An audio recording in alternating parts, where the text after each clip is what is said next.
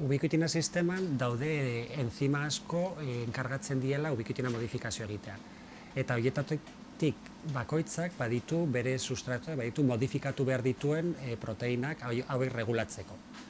Orduan, badakigu zeintzuk dien enzima enkargatzen dien ubiquitina jartzea, daudela 500 inguru gizakiotan, baina ez dakigu bakoitzaren klienteak zeintzuk dira bakoitzaren sustratoak.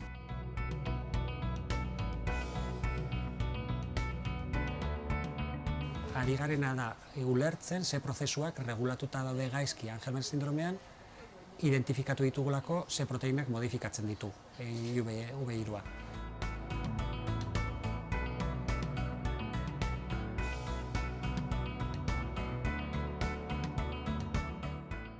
Garatu dugula metodo bat, posible dela neuronetan erabili, posible da in vivo eulietan erabili.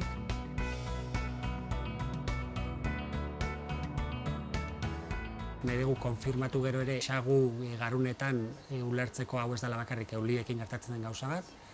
Eta beste alde batetik prozesu horiek nola modulatzen dituen proteina honek asko detaile gehiagorekin ulertu. Hemendik denbora batera irudi osoa izango bagenu, aukera emango zuen adibidez tratamendu bat bideratzeko oso argi baldin badago garunaren konexioak ez direla ondo egiten, zehazki proteina bat adibidez sinapsian ez dagoelako.